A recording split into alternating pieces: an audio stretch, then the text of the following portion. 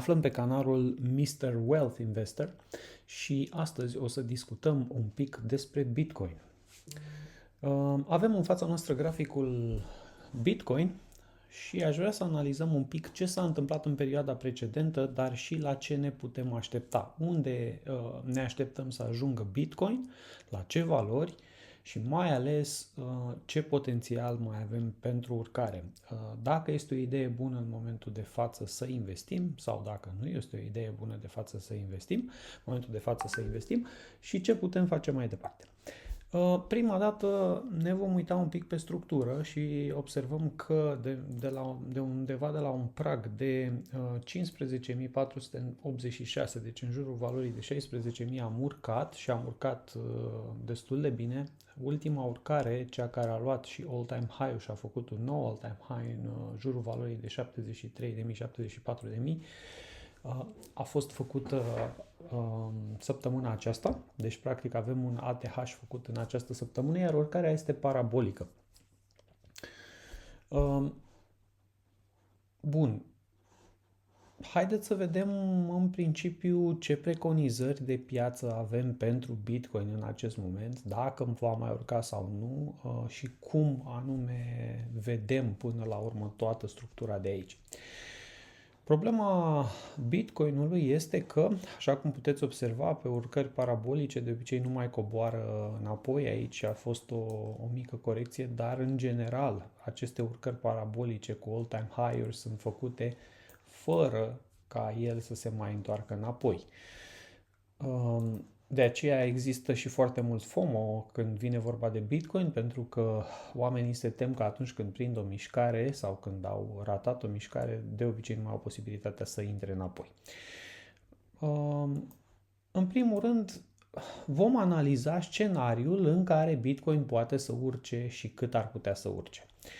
De obicei, ca să facem aceste lucruri, mergem pe una dintre cele mai mari durate pe care le putem analiza și observăm aici ca primă durată ce se întâmplă pe graficul monthly.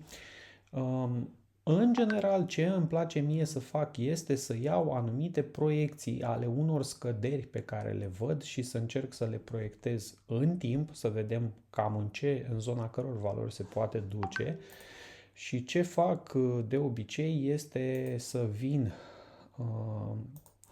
pe scădere, pe ultima scădere, înainte de urcarea pe care o avem și să încerc să fac o proiecție să vedem în jurul căror valori poate să ajungă. Și putem observa această proiecție din această zonă cu acest high și observăm un lucru, a ajuns destul de rapid în zona 2,5, iar acum a rupt pragul de 4,5. Asta înseamnă în principiu că există o șansă în continuare pentru upside. Următorul nivel pe care îl vom lua în calcul este acesta, deci practic de aici în jos, și aici ne va da o proiecție undeva în jurul valorii, nu mai puțin, în jurul valorii de 113.000 până în 130.000. Deci pe graficul de monthly am avea o proiecție în jurul valorii acesteia. Următorul interval în jurul căruia ar trebui să ajungem ar trebui să fie undeva în jurul 179.000 până la 195.000. Acum o să-mi spuneți, bine, dar tu ești sigur că va ajunge în jurul valorilor ăstora? Ținând cont că suntem pe graficul de monthly, la un moment dat există această posibilitate. Cu siguranță, pentru că ce vedem noi aici ca și lumânări sunt efectiv lumânări de monthly, asta se va întâmpla pe o perioadă foarte, foarte lungă de timp. Dar în schimb, ce vom face ca să ne facem o idee? Vom pleca de la graficul de monthly, vom ajunge la cel de daily și vom încerca să facem proiecțiile pe ceea ce vedem pe grafic. Vom încerca să analizăm, să vedem dacă există ceva zone care fac overlap de așa natură încât să știm ce anume ne așteptăm să se întâmple. Ultima scădere, cea mai mare scădere, bineînțeles, este aceasta și dacă observați deja în această zonă, avem un overlap, deci foarte posibil la un moment dat în jurul acestor valori, deci începând probabil de undeva de la 175.000 până la 200.000, să vedem la un moment dat Bitcoin-ul acolo. Cu siguranță nu pe termen scurt, iar valorile mai mari de 4,5, adică 282.000, 300.000, asta este o chestie în viitor. Din acest motiv, mult în viitor, din acest motiv nu o să mai marchez pe grafic aceste valori, o să încerc să mă limitez la ce avem aici. Bun, mergem pe graficul de weekly și încercăm să analizăm ce vedem și acolo și să vedem dacă zonele corespund în principiu cu ce vedem aici. În primul rând avem o zonă de scădere, prima zonă de scădere, dacă o analizăm și ne uităm cu atenție, este această zonă de aici. Și această zonă dă foarte, foarte bine și a și prezis destul de bine care vor fi valorile de întoarcere ale Bitcoinului. Dacă puteți observa, am ajuns deja în zona de 2,5, după care am făcut un mic retrace, am venit sub această zonă, după care am venit în jurul valorii de 4,5. Posibil ca în jurul acestei zone la fel să avem un mic retrace. Este clar că zona aceasta nu mai este în joc în acest moment, ea a fost depășită și cu siguranță ne uităm la o proiecție a unei valori viitoare care este aceasta de aici. Corespunde evident pentru că suntem într-un grafic mai mic, dar avem aceleași high-uri cu zona precedentă, deci în principiu 113.000 de la 114.000 la 130.000. Ar mai fi un alt punct de inflexiune, cel de aici, pe care îl vedem, care ne-ar da niște valori 2,5, fiind în zona în care ne aflăm acum, ceea ce ne validează cumva faptul că avem un lateral și aici, ne validează că avem un lateral și faptul că am trecut peste 0,5, am făcut un mic retrace acolo, dacă vă uitați în această zonă, iată, am ajuns peste valoarea asta, am făcut un mic retrace în acest fair value gap și după aceea am plecat mai departe. Dar faptul că ne oprim în această zonă, în cea în care suntem acum, ne dă ceva speranțe că putem ajunge, dar cu o probabilitate mai mică și o să vă zic imediat și de ce, în zona de 100.000 până la 109.000. De ce probabilitate mai mică?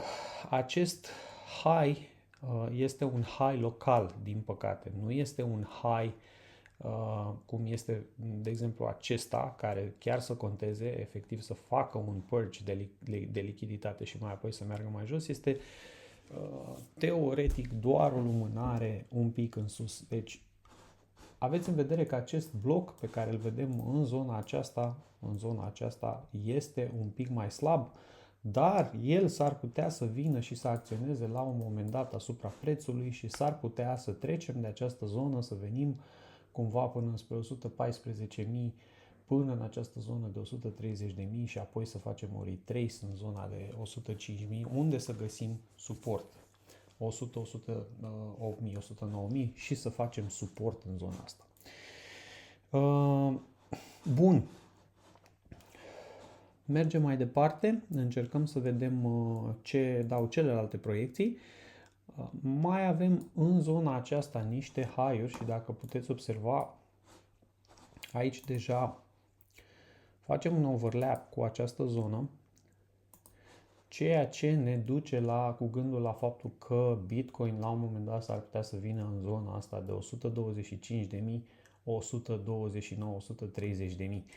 Deci ne așteptăm în acea zonă practic să vedem Bitcoinul ținând cont de distribuția pe care o avem aici. Bineînțeles, proiecția din top este aceeași pe care o avem și aici sus și practic ajungem cam în aceeași zonă și acolo. Mergem ulterior în graficul de daily. De ce? Pentru că acolo o să vedem un pic mai mai clar, să zicem, și alte zone de high și de low.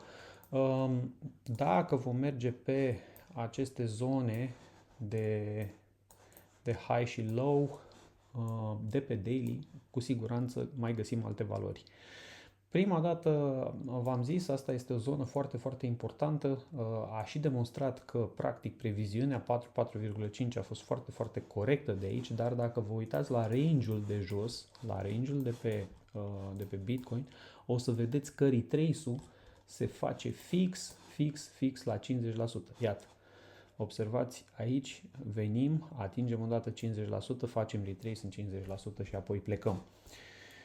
De asemenea, foarte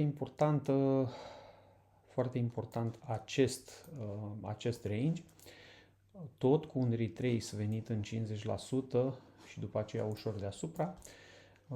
Ajungem 2,5, zonă foarte importantă, după cum spuneam, și este exact zona de care discutam și mai devreme, cea de 104, cea de 100-109, care la fel pare să fie o zonă importantă pentru tranzacționat. O altă zonă importantă ar fi cea de aici și am discutat-o anterior și pe ea. E important să o vedem că se confirmă și pe grafic mai mic, pe un time frame mai mic. În același timp avem zona de aici pe care am reușit să o vedem și pe weekly și care ne-a confirmat din nou această zonă de aici. Deci, punând practic toată analiza cap la cap, putem spune că așteptarea pentru Bitcoin în perioada următoare este ca Bitcoinul să vină cumva măcar într-o valoare de 100.000.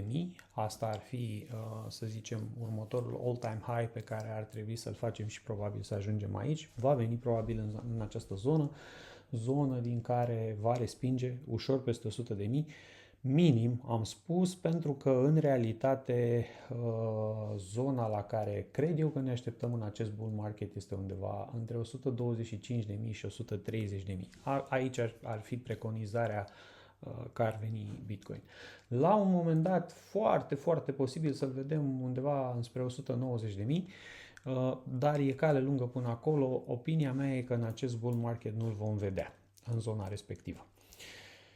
Întrebarea vine firesc și ca să nu blocăm graficul în acest moment, aș vrea să ștergem un pic informațiile pe care le avem și aș vrea să discutăm dacă ni se pare o idee bună în acest moment să investim în Bitcoin și dacă este o idee de avut în vedere.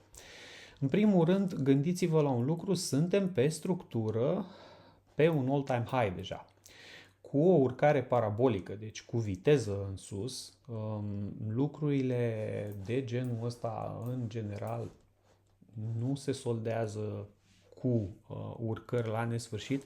Iată, observați, de exemplu, avem o urcare parabolică aici, urmează corecție. Din nou o urcare parabolică, din nou corecție. După care lucrurile se temperează, adică în momentul în care ne așteptăm la niște urcări, aici din nou urcare parabolică și iată corecție pe termen lung. Deci pe urcări parabolice este bine să evităm pe cât putem cumpăratul, mai ales în aceste zone. Ce ar trebui să facem în acest moment, ținând cont că Bitcoinul a urcat, a făcut un all-time high, ar trebui să așteptăm retestarea acestui nivel și probabil și a celui de aici. Deci o retestare în jurul pragului de 65.000, 66.000, unde putem face o investiție și o retestare în jurul valorii de 60.000. Foarte, foarte important este ca structura să rămână bullish, pentru că dacă vom face structuri de întoarcere în această zonă și avem potențial să scădem, atunci nu mai este o investiție foarte, foarte bună. Deci este de urmărit ce anume va face în această zonă și cum se va întoarce. Dacă vom vedea, de exemplu, o întoarcere în zona de aici direct, în jos, cu viteză, să zicem, undeva în această zonă, cu viteză în această zonă, e un lucru de evitat, mai ales dacă vedem după aceea un retrace și din nou o cădere în această zonă, este de evitat să facem investiții aici. Este deja o structură de întoarcere, putem să ne trezim că prețul se duce mai jos. Practic, primul nivel de suport este undeva la 43.000. Deci, gândiți-vă că primul prag în care Bitcoin se poate opri este undeva către nivelul de 44.000. De-abia acolo poate să-și găsească ceva suport. Dacă, evident, nu își va găsi suport în structura din stânga, adică dacă nu își va găsi în aceste topuri sau, mai important, în order blocurile aferente. Ce order blocuri contează aici? Foarte mult. Contează acest order bloc de pe weekly. Contează ultimul și el este în realitate un pic mai mare, dacă îl observați, este de fapt acest order bloc. Deci, în principiu, până în 63.000 și chiar și mai jos, înspre 60.000, suntem încă ok, nu ne facem griji de scădere. Și mai avem din nou un alt order bloc care contează foarte mult, anume acesta de aici. Cele două lumânări unite de aici și ele sunt importante, adică pot veni cumva în ideea în care structura poate rămâne încă bullish. Dar, încă o dată vă spun, mare atenție, pentru că dacă vom face o mișcare de acest gen, cu un retrace în zona asta și o respingere din order blocul aferent și din nou o mișcare mai jos, este o șansă foarte, foarte mare să scădem. Deci este de urmărit. Opinia mea este că în acest moment nu e o idee bună să investim, e o idee bună să investim în momentul în care ajungem să retestăm pragul de 65.500 sau să retestăm pragul, dacă avem această posibilitate, de 60.000. În acel moment e o idee bună să venim și să punem o investiție, ținând cont de faptul că ne așteptăm ca Bitcoinul să crească. Dar suntem atenți la structură. Acestea fiind spuse, eu vă mulțumesc, sper să vă fi ajutat informația, vreau să vă spun că nu sunt consultant financiar, deciziile pe care le luați și investițiile pe care le faceți în piață sunt ale voastre, documentațiile, încercați să găsiți informație și pe alte canale, nu doar aici și dacă v-a plăcut ce ați văzut, like, share, subscribe și ne vedem data viitoare.